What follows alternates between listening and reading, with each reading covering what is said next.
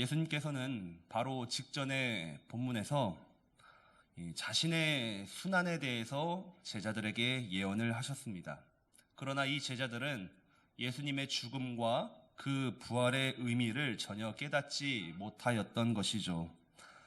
그렇기 때문에 소위 분위기 파악 못하는 예수님의 제자들이 엉뚱한 질문을 하면서 오늘 본문이 시작되는 것처럼 보입니다.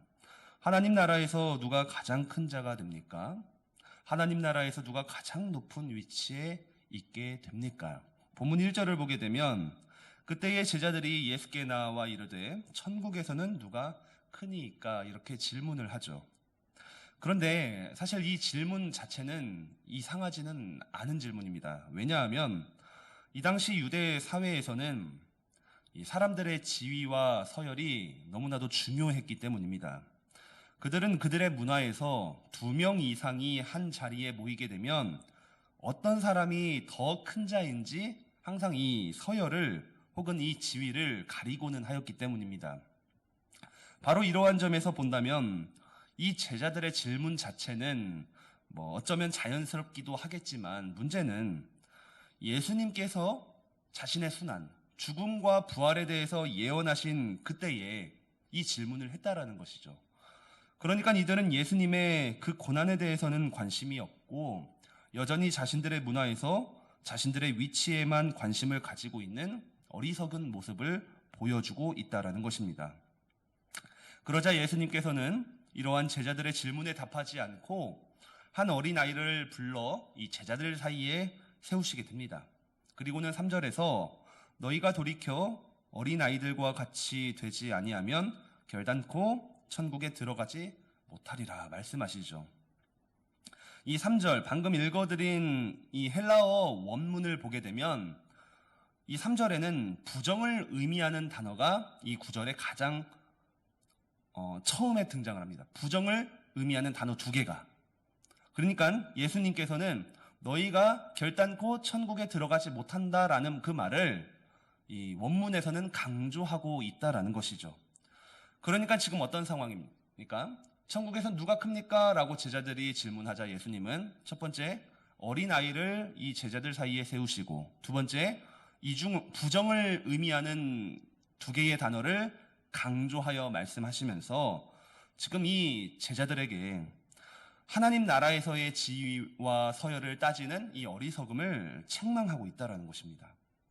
그러면서 4절 말씀을 보니 그러므로 누구든지 이 어린아이와 같이 자기를 낮추는 사람이 천국에서 가장 큰 자니라 예수님이 답변을 해주시죠. 이 어린아이가 예수님 당시에 어떠한 존재였습니까? 이들은 약자 중에 약자였어요.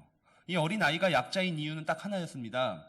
경제적인 이윤을 창출하지 못하였기 때문입니다.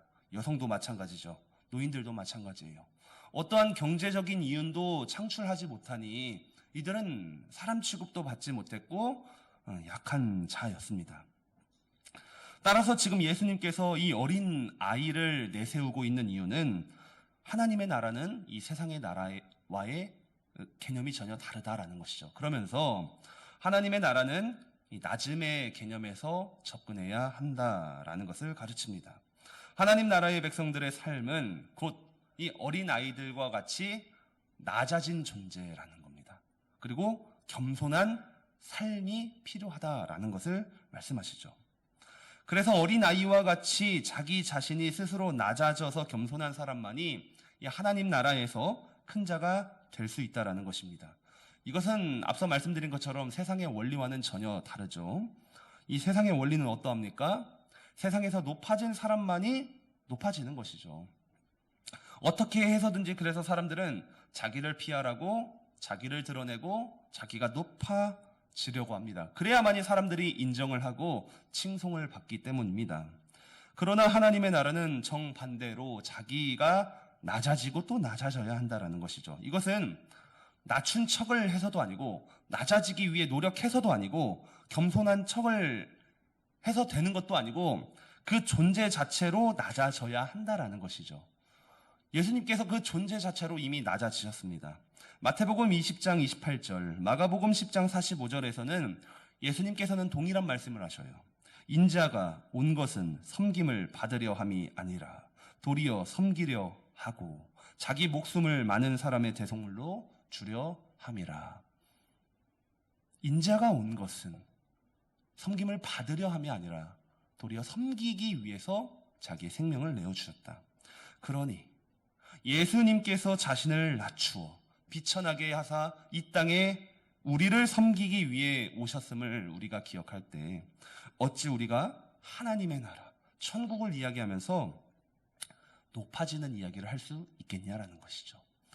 예수님을 믿는 백성들의 모임인 이 교회 공동체가 정말로 우리를 섬기기 위해 이 땅에 오신 자기를 대속물로 주신 예수님을 믿는 우리가 어찌 더욱 높아지기 위해 힘쓰겠느냐라는 것이죠.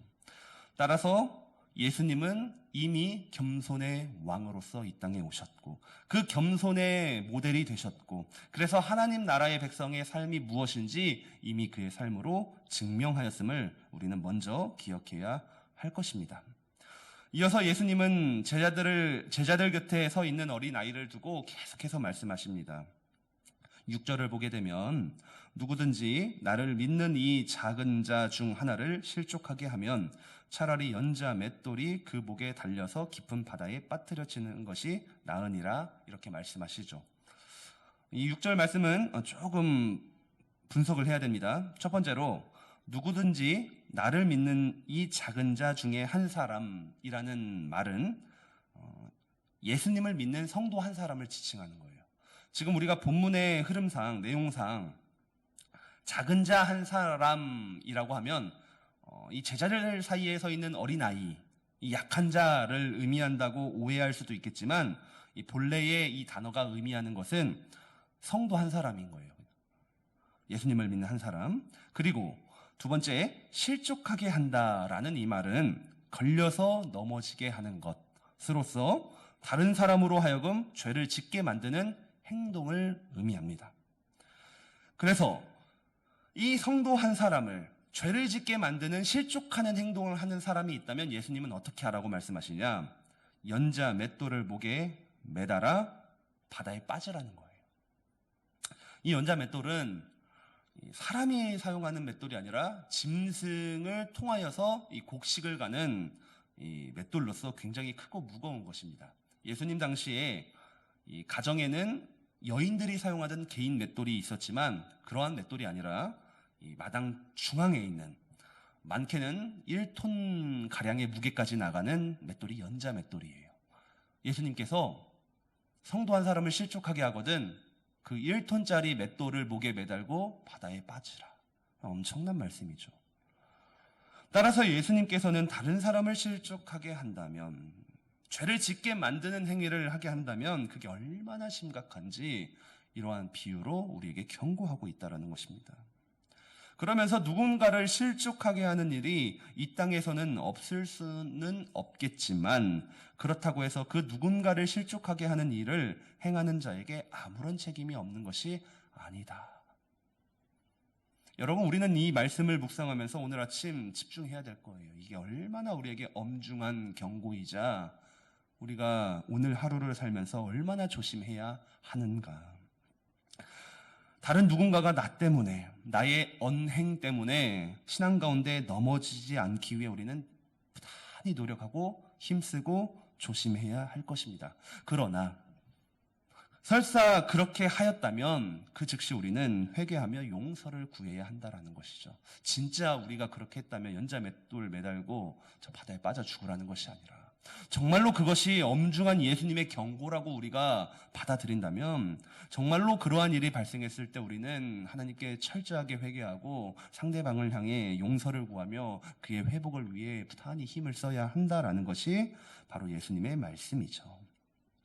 그리고 이제 마지막으로 예수님은 하나님 나라의 백성이 지속적으로 죄를 범하는 것이 얼마나 악한 일인지 우리의 신체 일부를 언급하며 말씀하십니다. 8절 말씀 중에는 내 손이나 발이 너를 범죄하게 하거든 찍어 내버리라. 그러면서 9절에서는 내 눈이 너를 범죄하거든 빼어 내버리라. 또 강하게 말씀하십니다. 우리의 신체의 일부가 지속적으로 죄를 범하거든 예수님은 차라리 그 신체의 일부를 포기하라고 말씀하십니다. 그러면서 그 신체의 일부가 없는 장애인으로 살면서 구원을 받아 하나님 나라에 가는 것이 맞지, 지속적으로 죄를 지어서 심판을 받는 것보다 그게 훨씬 낫다고 말씀하시죠. 지금 예수님께서는 아주 극단적인 표현을 사용하십니다. 그러면서 예수님이 하시고자 하는 말씀의 의도는 무엇입니까? 너희들 그러면 어떠한 삶을 선택할래라는 거예요. 정상인처럼 보이는 이런 형태를 가지고 죄를 지으면서 지옥불에 떨어져 죽을래? 아니면 비록 연약하더라도 부족하더라도 하나님을 섬기며 경외하며 천국 백성으로 살래라는 것이죠. 그러니 우리가 만일 지속적으로 죄를 짓고 있다면, 내 손과 발이, 입과 눈이, 귀가 그러고 있다면 실제로 그 신체 일부를 포기하라는 것이 아니라 정말로 그러한 죄 짓기에 최적화된 환경과 상황과 습관과 유혹들을 반드시 속히 즉시 제거하라는 것입니다. 이것을 영적으로 풀어서 해석해 보자면은 나를 죽이라는 것이죠. 정욕으로, 욕망으로 죄를 짓기에 아주 최적화된 나의 정욕을 죽이라는 것이죠. 나는 죽고 날마다 내 안에 그리스도가 드러나는 삶을 살아라. 예수님은 그러한 말씀을 하고 있다고도 볼 수 있습니다. 만일 우리의 입술과 언어가 다른 이로 하여금 실족하게 하고 상처를 주고 있다면 우리는 즉시 그 입술과 언어를 다스릴 수 있도록 나의 정욕을 죽여내야만 할 것입니다. 내가 죽어야 나의 입술이 변하고 나의 말들이 변하겠죠. 또한 나의 손과 발이 행하며 다니는 곳, 행하는 것이 혹여 다른 사람들에게 떳떳하지 못하거나 부끄러운 곳이라면 그 즉시 환경과 유혹에서 벗어나야 한다라는 것입니다. 그것을 알면서도 반복하는 것이 아니라 정말로 하나님이 그것이 죄임을 깨닫게 하셨다면 그 즉시 그것을 끊어낼 수 있는 용기와 은혜를 구하면서 멈춰서야 한다라는 것이죠. 바로 이러한 나를 죽이는 삶의 결단이, 하나님의 은혜를 구하는 것이 자기를 죽이는 것, 곧 나를 낮추는 것이죠. 나를 낮추고 또 낮춰서 더 나아가 그러한 낮은 자의 삶을 사는 하나님 나라의 백성의 삶이라고 정리해 볼 수 있겠습니다.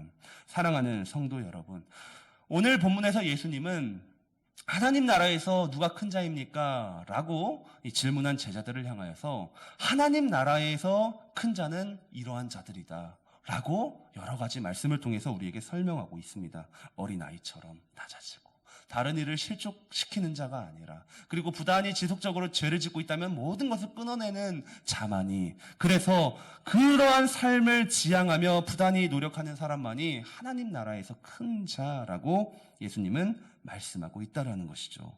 그러한 삶의 모습은 분명히 이 세상에서 큰 자와의 삶의 방향과는 다릅니다. 세상에서 큰 자가 되어서 하나님 나라에서 큰 자가 된다? 혹여 이렇게 생각하고 있는 성도님들이 계시다면 착각이라는 것이죠. 우리는 하나님 나라에서 큰 자가 되기 위해서 오늘 본문에서 우리에게 하시는 예수님의 말씀을 먼저 기억하면서 그러한 삶을 지향해야 할 것입니다. 기억하시면서 오늘도 겸손의 왕으로 오신 예수님을 닮아가는 복된 하루가 되기를 간절히 축복합니다.